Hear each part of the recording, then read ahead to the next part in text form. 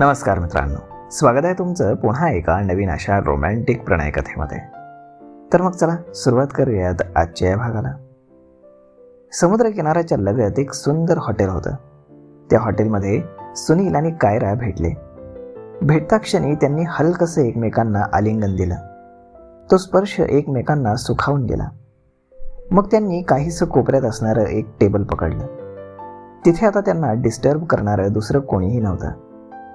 वेटरला तिनं काही सूचना दिल्या आणि मग कायरानं बोलायला सुरुवात केली.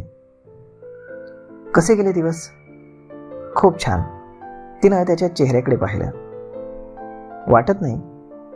माझं सोड, तुझे कसे दिवस गेले? चांगले गेले असतील. एवढे सारे लोक होते सोबतीला. हो ना? खरंच खूप आनंदाचे क्षण होते. मला तुझी आठवण नाही आली. कशी येणार? सर होते ना सोबत. त्याच्या मनामध्ये चाललेल्या जळफळाटांना तिला ओळखलं. चर्चा अशीच चालली तर त्यातून काहीही साध्य होणार नाही हे ती जाणून होती.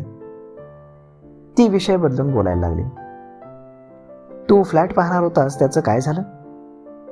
तो काहीसा शांत झाला आणि बोलू लागला. मी पाहिलाय, पण तू होकार दिलास की मी पुढच्या कामाला मोकळा. कधी जायचं तू सांग. तुला सुट्टी कधी आहे? या रविवारी.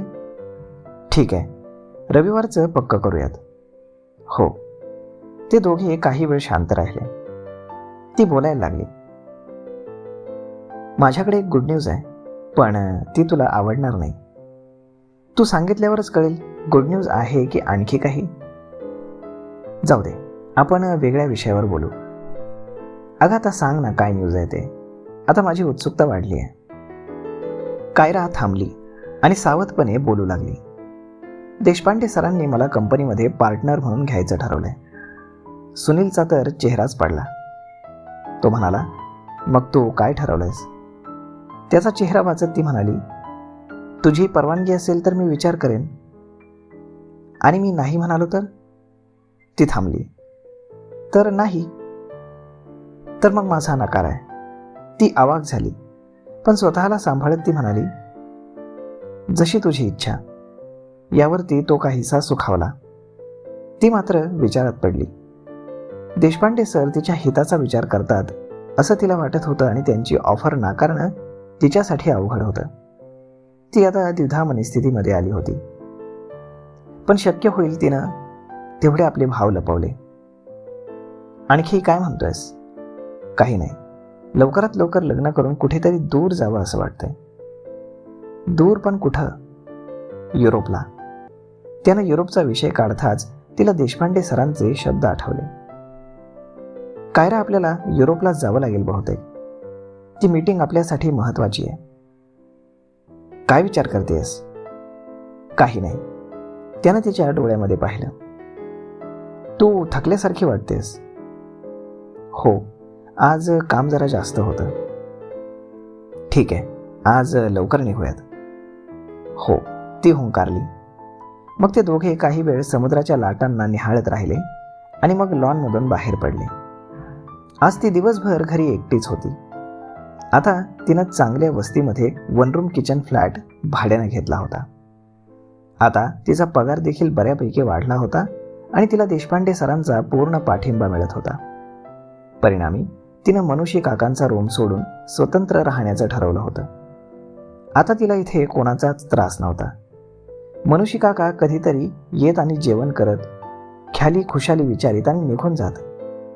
तिनं त्यांना येण्यासाठी कधीच मज्जाव केला नव्हता, कारण त्यांनी तिला एकेकाळी संकटात असताना सहकार्य केलं होतं आणि ते ती विसरली नव्हती. तिने तिच्या आवडीचे लताके नगमे लावले होते. ती खिडकीतून बाहेर पाहत होती. बाहेर ऊन होतं. लोक रस्त्यावरती कमीच होते. होम थिएटरवरती गाणं वाजत होतं. क्या मोहब्बत क्या बातें, रेत की है दीवाने, जो भी चाहे दिखे, हम कुछ भी ना करे, कुछ भी ना मिले. गाणं वाजत होतं आणि तिला सुनील आणि तिचा कालचा प्रसंग आठवला. तो काल जे बोलला तिला आवडलं नव्हतं. त्याला तिची प्रगती आवडली नव्हती. उलट त्यानं तिच्यावरती अविश्वास दाखवला होता आणि ती दुखावली गेली होती. आज तिला थकल्यासारखं वाटत होतं आणि म्हणून तिला ऑफिसला फोन करून सांगितलं होतं की तब्येत ठीक नसल्यामुळे ती ऑफिसला येणार नाही. खरं पाहिलं तर तशी ती ठीक होती, पण कुठेतरी ती मनातनं दुखावली गेली होती. तिला थोडा वेळ हवा होता.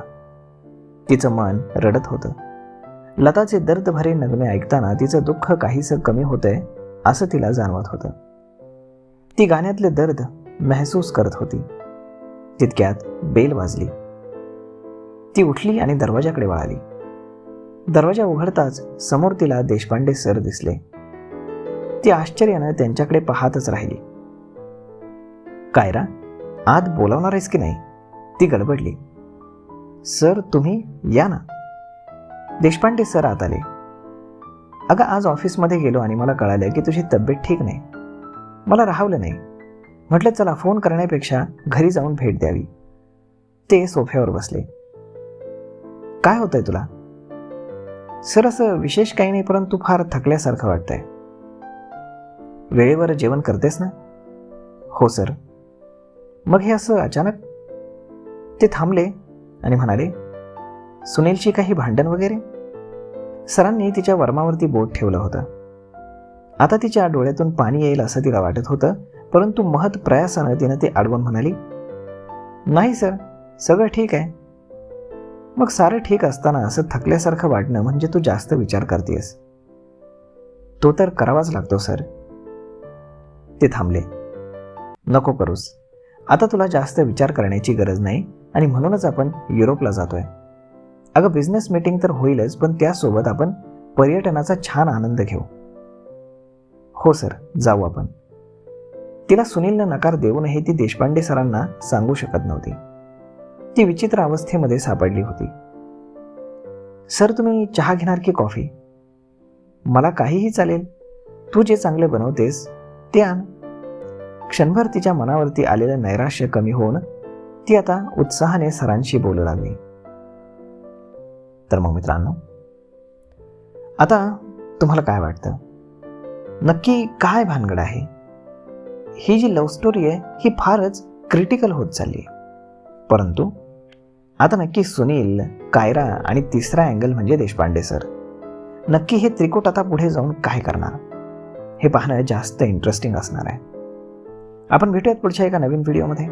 तोपर्यंत तुम्हाला आजचा हा भाग कसा वाटला हे तुम्ही आम्हाला कमेंट करून नक्की सांगा. आणि जर आवडला असेल तर आपल्या जवळच्या मित्रमंडळींसोबत देखील हा व्हिडिओ तुम्ही शेअर करायला विसरू नका. धन्यवाद.